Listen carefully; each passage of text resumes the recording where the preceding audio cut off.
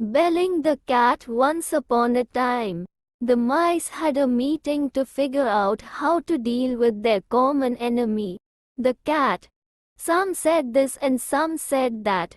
Many ideas were discussed, but the mice could not find a solution. At last a young mouse spoke.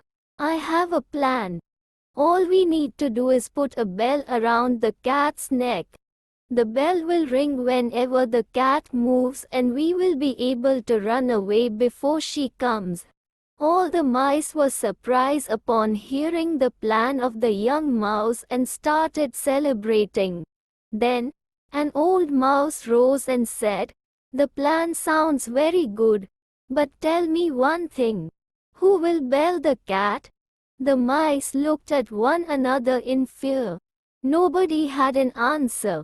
Moral of the story: it is easy to propose impossible remedies.